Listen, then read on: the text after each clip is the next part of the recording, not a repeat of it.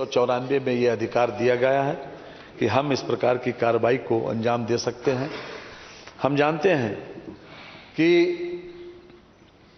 भारत में जो व्यवस्था अपनाई, जो संघीय व्यवस्था अपनाई, उसमें राज्यों को अलग अलग पावर दी गई और केंद्र का अलग पावर दी गई। कुछ मामलों में यानी दोनों को कानून बनाने का अधिकार दिया गया। इस प्रकार से संघीय ढांचे में और साथ साथ इस बात की भी व्यवस्था दी गई कि हमारे वहाँ कार्यपालिका और न्यायपालिका एक है और जुडिशरी अलग है। यानी जो लेजिस्लेचर से जो लोग चुन के आते हैं उसी प्रकार से हमारा मंत्रिमंडल बनता है और उस मंत्रिमंडल जो है वो पूरे व्यवस्था का संचालन करता है। लेकिन हम लोगों का ये दायित्व है कि हम हर तरह से इसमें सामंजस्य बैठा लें, कार्यपालिका और व्यवस्थापिका में एक सामंजस्य रहे और ऐसी व्यवस्था रहे कि हमें संचालन में हमेशा सुविधा रहे। जब हमने लोकतंत्र की प्रक्रिया अपनाई तो हम सब लोग अच्छी तरह से जानते हैं कि तंत्र के ऊपर लोक है। संविधान की पहली लाइन भी ये है कि we the people of India, यानी अर्थात हम लोग, सभी लोग, यानी देश के सब लोग उस पर सबसे ऊपर हैं। जो भी ये तंत्र बना हुआ है, ये तंत्र के ऊपर हम हैं। अर्थात ये व्यवस्थापिका, ये जो हमारी विधानसभा है या लोकसभा, ये सब सारी व्यवस्थाओं के ऊपर है और इसका ही निर्णय सुप्रीम है। ये सही है कि न्यायपालिका को ये सही है कि हमारी बात को इंटरप्रेट करने का अधिकार है, उसकी व्याख्या करने का अधिकार है हर परिस्थिति को देखकर। लेकिन सुप्रीमेसी ऑफ द पार्लियामेंट और सुप्रीमेसी ऑफ द लेजिस्लेचर, जो संविधान जिन लोगों ने बनाया है उनके मन मस्तिष्क में था और इसीलिए यही व्यवस्था अभी तक चली आ रही है। लेकिन मान्यवर, कभी कभी ऐसी घटनाएं होती हैं कि जिसमें इस प्रकार के निर्णय हमारे लिए लेना अवश्य संभावी हो जाता है। हम चाहते हैं कि हर तरीके से कि सामंजस्य बना रहे, लेकिन उसके बाद भी कोई एक दूसरे के अधिकारों में अतिक्रमण न करे। अगर शांतिपूर्ण तरीके से धरना और प्रदर्शन होने पर इस प्रकार की घटना हुई तो निश्चित रूप से सारे साक्ष्यों को देखकर विशेषाधिकार समिति ने जो हमारे सामने रिपोर्ट प्रस्तुत की है और उसका महाधिवक्ता के द्वारा न्यायिक उसका परीक्षण करके उसके संबंध में संस्तुति दी है और वर्तमान विधानसभा में हमारे वर्तमान अध्यक्ष जी के द्वारा जो यहाँ पर 27/2/23 को विशेषाधिकार समिति ने अपने सर्वसम्मत निर्णय में ये निर्धारित किया कि जो लोग दोषी हैं उन लोगों को दंडित किया जाए, कारावास से दंडित किया जाए। आज ये सदन के समक्ष प्रस्ताव इसलिए लाया गया कि हम उस कारावास की अवधि निर्धारित करें। तो अभी मैं जो प्रस्ताव करूंगा वो केवल इसी बात का कि ये पूरा सदन एक न्यायालय में परिवर्तित हो जाए और कोर्ट की तरीके से, जिस तरीके से कोर्ट की व्यवस्था करता है उसी तरीके से आगे का संचालन होगा। इसलिए मैं अध्यक्ष जी आपकी अनुज्ञा से ये प्रस्ताव करता हूं कि श्री सलिल बिश्नोई तत्कालीन माननीय सदस्य विधानसभा उत्तर प्रदेश कानपुर नगर द्वारा श्री अब्दुल समद तत्कालीन क्षेत्राधिकारी बाबूपुरवा कानपुर नगर तथा अन्य 5 पुलिस कर्मियों के विरुद्ध अभिसूचित विशेषाधिकार हनन एवं सदन की अवमानना के लिए दोषी कर्मियों को कारावास का दंड प्रदान करने का प्रकरण जो माननीय सदन के संज्ञान में है पर दंड का निर्धारण करने हेतु माननीय सदन को माननीय न्यायालय के रूप में परिवर्तित कर दिया जाए।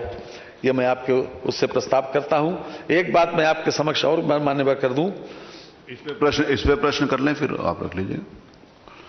प्रश्न यह है कि श्री सलील बिश्नोई तत्कालीन माननीय सदस्य विधानसभा उत्तर प्रदेश कानपुर नगर द्वारा श्री अब्दुल समद तत्कालीन क्षेत्राधिकारी बाबूपुरा कानपुर तथा अन्य 5 पुलिस कर्मचारियों के विरुद्ध अभिसूचित विशेषाधिकार हनन एवं सदन की अवमानना के लिए दोषी कर्मचारियों को कारावास का दंड प्रदान करने हेतु प्रकरण जो माननीय सदस्य के संज्ञान में है पर दंड निर्धारित करने हेतु माननीय सदन को माननीय न्यायालय के रूप में परिवर्तित कर दिया जाए। जो माननीय सदस्य के पक्ष में हो कृपया हाँ कहें, जो माननीय सदस्य के विरोध में हो कृपया नहीं कहें।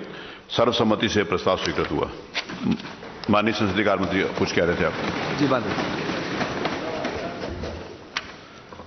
मानवर, ये सभी लोगों को सदन के विशेषाधिकार का दोषी पाया गया है, इसीलिए आज ये प्रस्ताव आया।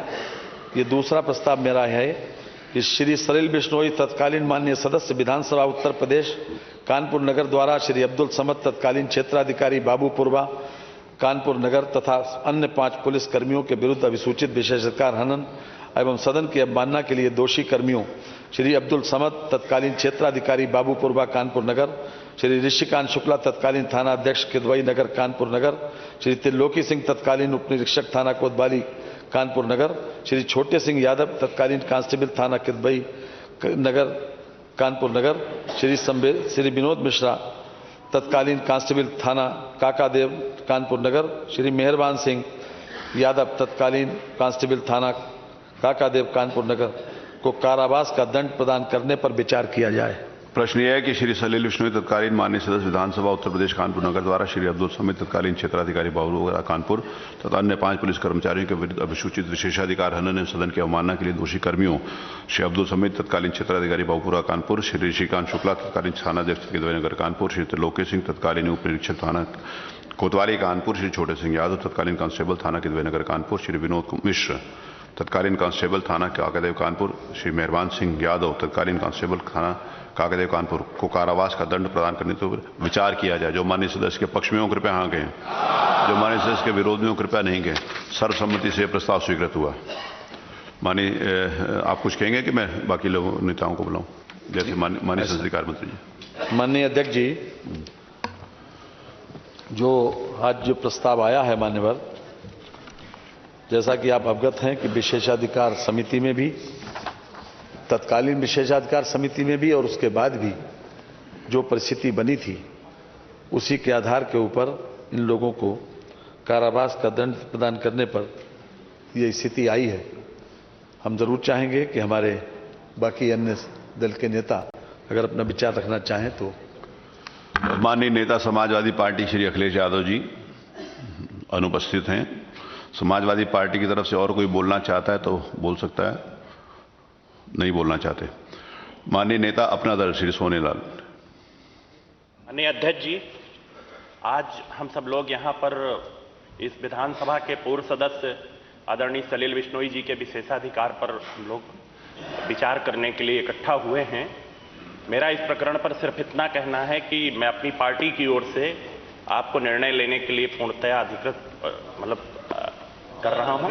धन्यवाद। अधिकृत कर रहा हूं और मैं ये भी एक निवेदन कर रहा हूं एक विषय पर। इस पे हम सब निर्वाचित होकर के या चयनित होकर के आते हैं। हमारे लिए जो विशेषाधिकार का विषय है, इसमें एक निवेदन जरूर मैं आपसे करूंगा कि आजकल मैं एक सदस्य के रूप में आपसे कह रहा हूं, भाषाई जो आदान प्रदान अधिकारी। चलिए उसके ऊपर विशेष चर्चा करेंगे, अभी नहीं, ये प्लेटफॉर्म नहीं है। श्री नेता राष्ट्रीय लोकदल श्री बाल्यान जी, श्री बाल्यान जी बोलना चाहते हैं? उनका कोई सदस्य बोलना चाहता है? नहीं बोलना चाहते, इसका दो समर्थन में। शैलील कुमार त्रिपाठी, निर्बल इंडियन शोषित हमारा अपना दल, बताइए। माननीय संजय जी। अध्यक्ष जी, हमारा दल, हमारी पार्टी, हमारे दल के सदस्य आज इस तरह की घटना आगे न हो और विशेषाधिकार संविधान में मिला हुआ और जनता ने दिया। अगर हम जनता के प्रतिनिधि हैं और सदन के सदस्य की रक्षा नहीं कर पाए तो ऐसे अधिकारी कर्मचारी जनता की क्या रक्षा करेंगे? इनके खिलाफ जो भी हो सकता है। चलिए, धन्यवाद। आप अध्यक्ष जी, हमारी पार्टी आपकी कार्यकुशलता पर गर्व करती है और पूरा समर्थन करती है। जो भी निर्णय सुनाएंगे हमारा दल आपका समर्थन करता है। नेता श्री ओम प्रकाश जी राजभर, सुहेल देव, भारतीय समाज पार्टी।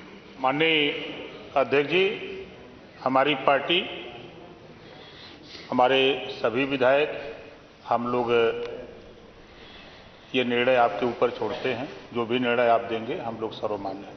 माननीय नेता भारतीय राष्ट्रीय कांग्रेस श्रीमती आराधना मिश्रा मोना जी। माननीय अध्यक्ष जी, संविधान के इस मंदिर में सदस्यों की और संविधान की सुरक्षा के लिए जो निर्णय आप लेंगे आज, उससे मैं और मेरा दल पूरी तरह सहमत। हमें पूरा विश्वास है कि आप हम सब की बात को समझते हुए इस पर निर्णय ले लें। पूरा विश्वास है मैं आपके निर्णय। माननीय नेता जनसत्ता दल कुंवर रघुराज प्रताप सिंह राजा भैया जी। माननीय अध्यक्ष जी, आप हम सभी लोगों के संरक्षक हैं। मैं अपने दल जनसत्ता दल की ओर से जो भी आप निर्णय लेंगे उससे हम पूरी तरह से सहमत हैं। माननीय नेता बहुजन समाज पार्टी श्री उमाशंकर सिंह। माननीय अध्यक्ष जी, क्योंकि इस मंडप में आप हम सबके अभिभावक हैं, संरक्षक हैं, इसलिए इस संबंध में भी मुझे पूरा विश्वास है कि आप जो भी निर्णय लेंगे हम सबके हित में लेंगे। मैं अपने तरफ से भी आपको अधिकृत करता हूं कि आप अपना निर्णय दें, हम उसको स्वीकार करेंगे। माननीय संसदीय कार्य मंत्री जी। माननीय अध्यक्ष जी, हम न्याय के ऊपर संवेदनशीलता को महत्व दिया गया है माननीय, और संवेदनशीलता उसके ऊपर मानी गई है। हम भी उसी परंपरा के निर्वहन के एक प्रकार से आदी हैं। इसलिए हम जरूर चाहेंगे, क्योंकि इन सभी लोगों को दोषी करार दिया गया, इसलिए हम चाहते हैं कि इनका भी पक्ष, मानवर इन लोगों का पक्ष भी जैसी की व्यवस्था है उसमें सुन लिया जाए। कम से कम इनको अपने बारे में सजा के लिए क्या कहना है। लोकतंत्र में जो जनप्रतिनिधि चुन के आते हैं वो जनता के हितों के लिए ही बराबर, जब सत्ता में रहते हैं तो संसाधन जुटाकर, जब विपक्ष में रहते हैं तो अपनी आवाज बुलंद करके ये कोशिश करते हैं कि ज्यादा से ज्यादा जनहित हो सके। और जनहित के किसी काम के लिए जब कोई शांतिपूर्ण तरीके से किसी प्रकार से अपना ज्ञापन, अपना प्रतिवेदन देने जिलाधिकारी के वहां जा रहे हैं, तो जिस प्रकार का व्यवहार किया गया माननीय, वो अपने आप में अशोभनीय भी है, निंदनीय भी है और सजा योग भी है। इसलिए माननीय, आपने यहां पर यह व्यवस्था की है कि सभी पूरी विधानसभा आज कोर्ट में परिवर्तित हुई, लेकिन किसी भी निर्णय से पहले, हम किसी भी प्रस्ताव से पहले ये जानना चाहेंगे कि आपका पक्ष क्या है। आपको भी कन्विक्शन के अंतराल पर कन्विक्शन के मामले में कि कितना दंड इनके लिए हो, इनको भी मान लिया, सुन लिया जाए कि क्या स्थिति है। मैं सुन लेता हूं।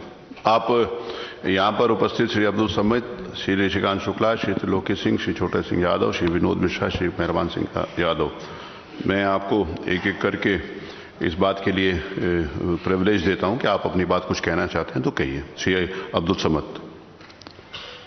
परम आदरणीय माननीय अध्यक्ष जी, परम आदरणीय माननीय सदस्यगण, परम आदरणीय तत्कालीन विधायक माननीय सलील बिश्नोई जी, मैं आप सभी लोगों का सादर चरण स्पर्श करते हुए प्रणाम करता हूं।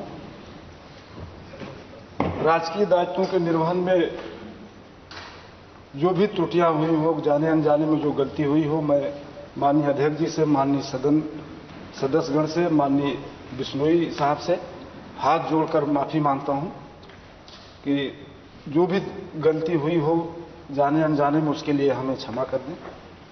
और बस इतना ही हमारा कहना है कि हम लोग जो भी हो, माननीय पूरे सदन से हम लोग माफी मांगते हैं। कोई अन्य इनमें से कोई अन्य व्यक्ति कोई बात अपना कहना चाहता है तो उसको? नहीं सर, आप पूछ लीजिए सबसे। चलिए, ये कुछ ये अपनी बात इनकी आ गई, श्री अब्दुल समित जी की बात आ गई, और बाकी सभी का वही है। आप बोल रहे हैं कुछ? बोलिए। परम आदरणीय अध्यक्ष महोदय, सभी विधायकगण, माननीय विधायकगण और माननीय सलील बिश्नोई जी, आवाज आ जाएगी, बोलिए सीधा। हम लोगों में से अगर किसी प्रकार की दायित्वों को पूर्ण करते समय अगर कोई भी त्रुटि हो गई हो, उसको क्षमा कर दें, और भविष्य में इसकी कोई कभी त्रुटि नहीं होगी। हम लोग सभी माननीय विधायकगण का सम्मान करते हैं और करते रहेंगे भविष्य में भी। जी, और कोई बोलना चाहता है? माननीय अध्यक्ष जी, जिस प्रकार से सभी सदस्य ये महसूस करते हैं, आज जो कटघरे में खड़े हैं, अब्दुल समद के साथ जो पांचों लोग कटघरे में खड़े हैं, उन सभी लोगों ने, बाकी सबकी भी यही राय है, सभी लोगों ने विनम्रता पूर्वक माफी का प्रस्ताव किया है, लेकिन मान्यवर लोकतंत्र में इस विधायिका का सम्मान बचा रहना बहुत जरूरी है। जैसा कि मैंने प्रारंभ में कहा था कि एक 4 लाख, 5 लाख, 6 लाख और 10-10 लाख लोगों से चुनकर लोग आए यहां पर, वो लोग केवल जनता के हितों में काम करते हैं। ये भी सही है कि ये अधिकारी लोग शासन के निर्देशों का पालन करते हैं, लेकिन मान्यवर ये अधिकार नहीं मिल जाता कि इन लोगों को किसी प्रकार से नाजायज तरीके से किसी को गाली दें, किसी को अब्यूज करें, किसी को अपमानित करें या डंडा चलाएं। वहां पर कोई ऐसी परिस्थिति नहीं थी कि इस प्रकार का बल प्रयोग करें या किसी प्रकार से गाली दें, और इस प्रकार की स्थिति बाकायदा वीडियोग्राफी में आई है मानवर। यह सही है कि हम आपसे भी अनुरोध करेंगे कि संवेदनशीलता तो जरूरी है, निभाना भी चाहिए, लेकिन मानवर फिर भी चूंकि आज ये सदन कोर्ट में परिवर्तित हुआ और आपको सर्वाधिकार है हर तरह से, और इसके संबंध में भी कई प्रकरण यहां विधानसभा में, चाहे 1959 हो, चाहे उसके बाद सन 89 हो, इसके बीच में भी 1-2 प्रकरण ऐसे आए। लगातार इस बात को सुप्रीम कोर्ट ने भी मेजॉरिटी जजमेंट से इस बात को परिभाषित किया है कि किसी भी तरीके से जुडिशरी और जो व्यवस्थापिका है वो किसी प्रकार से एक दूसरे के काम में हस्तक्षेप न करे। और हम समझते हैं कि यहाँ का ये फैसला, आपका जो फैसला किसी भी कोर्ट ऑफ लॉ में कोई चैलेंजेबल नहीं है मानवर। इसलिए मैं विनम्रता पूर्वक ये प्रस्ताव करूंगा कि चूंकि इन लोगों का व्यवहार, अपने इन्होंने जो कुछ कहा है उसके ऊपर हम ये चाहते हैं कि मिनिमम इनको सजा दी जाए, इसलिए मैं प्रस्ताव करता हूं कि श्री सलील बिश्नोई तत्कालीन माननीय सदस्य विधानसभा उत्तर प्रदेश कानपुर नगर द्वारा श्री अब्दुल समद तत्कालीन क्षेत्राधिकारी बाबूपुरवा कानपुर नगर तथा अन्य 5 पुलिसकर्मियों के के विरुद्ध अभिसूचित विशेषाधिकार हनन एवं सदन की अवमानना के लिए दोषी कर्मियों श्री अब्दुल समद तत्कालीन क्षेत्राधिकारी बाबूपुरवा कानपुर नगर, श्री श्रीकांत शुक्ला श्री तत्कालीन थानाध्यक्ष किदवई नगर कानपुर नगर, श्री त्रिलोकी सिंह तत्कालीन उप निरीक्षक थाना कोतवाली कानपुर नगर, श्री छोटे सिंह यादव तत्कालीन कांस्टेबल थाना किदवई नगर कानपुर नगर, श्री विनोद मिश्रा तत्कालीन कांस्टेबल थाना काकादेव कानपुर नगर, श्री मेहरबान सिंह यादव तत्कालीन कांस्टेबल थाना काकादेव कानपुर नगर को 1 दिन यानी आज रात के 12 बजे तक दिन का कारावास की सजा दिया जाए। संविधान की उद्देशिका निम्न प्रकार से प्रारंभ होती है। हम सबको मालूम है कि हम भारत के लोग, भारत के संपूर्ण प्रभुत्व संपन्न, आगे पूरा डिटेल में लिखा हुआ है, इस संविधान को अंगीकृत, अधिनियमित और आत्मार्पित करते हैं। अतः हम भारत के लोग सर्वोपरि हैं एवं इस आदरणीय सदन के सदस्य भारत के लोगों का प्रतिनिधित्व करते हैं। अतः उनकी मर्यादा एवं गरिमा को संरक्षित रखना हम सबका दायित्व है। संविधान के अनुच्छेद 194 में विधानमंडल के सदनों की तथा उसके सदस्यों और समितियों की शक्तियों एवं विशेषाधिकार प्राविधानित किए गए हैं। यह एक सत्यापित सिद्धांत है कि संविधान के अनुच्छेद 194(3) के अंतर्गत सदन विशेषाधिकार एवं अवमानना के मामलों में निर्णय लेने हेतु सर्वाधिकार धारित करता है तथा सदन का निर्णय इस मामलों में अंतिम होता है। हम सबको यह एहसास है कि हमारा यह निर्णय महत्वपूर्ण होगा और इसके दूरगामी परिणाम एवं संदेश होंगे।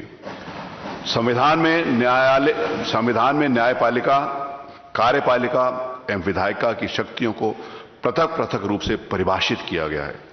इन शक्तियों के पृथक्करण एवं सिद्धांत हमारे संविधान की जीवन रेखा हैं। यदि इन तीनों संवैधानिक संस्थाओं द्वारा एक दूसरे के अधिकारों एवं शक्तियों में अतिक्रमण किया जाएगा तो उसके परिणाम नकारात्मक होंगे और ये संस्थाएं शनय शनय समाप्त हो जाएंगी। हमारा ये दायित्व है कि संविधान निर्माताओं ने जो योजना बनाई है हम लोग सम्मान करें और अपने अधिकारों का प्रयोग अपनी सीमा के अंदर रहकर करें। जनप्रतिनिधियों के लोकतांत्रिक अधिकारों एवं कार्यपालिका द्वारा सीमित नहीं किया जा सकता। इसी प्रकार से विधायिका द्वारा भी कार्यपालिका की सीमा में अनधिकृत हस्तक्षेप नहीं किया जा सकता। विधायिका तथा न्यायपालिका के परस्पर संबंध में अपने दायरे में रहने चाहिए। विशेषाधिकार एवं सदस्यों की अवमानना की जो शक्ति सदन को प्रदत्त की गई है वह इसी उद्देश्य से प्रदान की गई है कि सदन अपनी कार्रवाई सम्मानपूर्वक एवं मर्यादित ढंग से कर सके एवं सदन के सदस्य अपने अधिकारों का शांतिपूर्वक प्रयोग कर सकें। आज हमारे समक्ष कतिपय सरकारी कर्मचारियों की दोष के आधार पर दंड देने के प्रश्न पर विचार किया जा रहा है। सदनों और सदस्यों के विशेषाधिकार तथा अवमानना के प्रावधानों को अधिनियमित नहीं किया गया क्योंकि उनका प्रयोग परिस्थितियों एवं विभिन्न मामलों के अनुसार किया जाने का मंतव्य है। कई बार इस पर चर्चा की गई। विशेषाधिकार एवं अवमानना के बिंदुओं को अधिनियमित कर दिया जाए, परंतु इस संबंध में अभी तक कोई मतैक्य नहीं हो पाया। सदन के सभी माननीय सदस्य जनता के प्रतिनिधित्व हैं एवं संविधान की उद्देशिका में यह स्पष्ट रूप से प्रावधानित है कि संविधान के अंतर्गत हम भारत के लोग सर्वोपरि हैं। यदि जनता उसके प्रतिनिधियों के विरुद्ध लोकतांत्रिक अधिनियमों के प्रयोग में कोई बाधा आती है तो उसको रोकने के लिए विशेषाधिकार एवं अवमानना की शक्तियां प्रदत्त की गई हैं, अन्यथा यह संस्था महत्वहीन हो जाएगी। उपरोक्त वर्णित संवैधानिक योजना के अंतर्गत है। वर्तमान प्रकरण में भी इस आदरणीय सदन को आज विचार करने के लिए मजबूर होना पड़ा। संसदीय कार्य मंत्री द्वारा प्रस्तुत किए गए तथ्यों से यह स्पष्ट है कि यह प्रकरण चिंतनीय है और इस प्रकरण में आदरणीय सदस्यों के विरुद्ध जिस प्रकार का बर्ताव दोषी अधिकारियों एवं कर्मचारियों द्वारा किया गया है वो उनके अधिकारों से परे था एवं संविधान अनुशासन के विपरीत था। दोषी अधिकारियों के आचरण के कारण ही विशेषाधिकार समिति द्वारा ये संस्तुति की गई कि उनको दंड दिया जाए। विशेषाधिकार एवं सदन के सदस्यों की अवमानना की शक्तियां विशिष्ट एवं वृहद हैं। हम इस बात को पूरी तरीके से विज्ञ हैं कि इन शक्तियों का प्रयोग सामान्यतः नहीं किया जाना चाहिए, परंतु यह हमारा दायित्व है कि विधायिका की मर्यादा को संरक्षित करने हेतु इन शक्तियों का आवश्यकता अनुसार प्रयोग किया जाए। विधायिका एवं कार्यपालिका के बीच ऐसा व्यवहार होना चाहिए जिससे इन संस्थाओं की गरिमा बनी रहे एवं परस्पर सम्मान बना रहे। इन शक्तियों का प्रयोग जनहित के उद्देश्य में ही किया जाना चाहिए।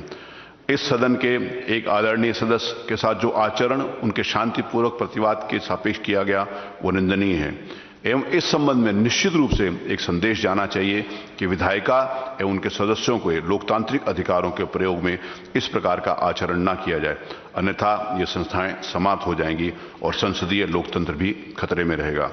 हम सबका ये दायित्व है कि आने वाली पीढ़ियों के लिए ये उदाहरण पेश हो एवं इस संवैधानिक संस्थाओं को संरक्षित एवं सुरक्षित रखने के उपाय करें। सरकारी नौकरियों में जो लोग कार्य करते हैं उन्हें भी इस बात का एहसास होना चाहिए कि उनके भी संवैधानिक दायित्व हैं जिनकी लक्ष्मण रेखा है और उसको पार नहीं कर सकते, अन्यथा सीमाओं का उल्लंघन होता रहेगा एवं विधायिका कमजोर होती रहेगी। हमको ये याद रखना चाहिए कि हमारे पूर्वजों ने त्याग एवं बलिदान करके स्वतंत्रता प्राप्त करी है एवं संसदीय लोकतंत्र की प्रणाली को अपनाया है। यदि इसी सदस्य के जनता के प्रतिनिधियों के लोकतांत्रिक अधिकारों का हनन किया जाता रहेगा तो ये संस्थाएं बहुत आगे नहीं चल पाएंगी एवं हमारी स्वतंत्रता का कोई अर्थ नहीं रह जाएगा। सदन एवं उसके सदस्यों को ये शक्तियां किसी के डराने धमकाने दंडित करने के उद्देश्य नहीं बनाई गई, परंतु इस कारणवश अस्तित्व में आई कि सदनों की गरिमा मर्यादा एवं उनका संवैधानिक महत्व बना रहे एवं संसदीय लोकतंत्र सुदृढ़ हो। शासकीय अधिकारियों को संविधान के अनुच्छेद 311 में कतिपय संरक्षण प्रदान किया गया है, जिसके अंतर्गत यह प्रावधानित किया गया है कि किसी भी व्यक्ति को जो संघ या सिविल सेवा या अखिल भारतीय सेवा या राज्य की सिविल सेवा का सदस्य है उसको सुनवाई का अवसर दिया जाना चाहिए।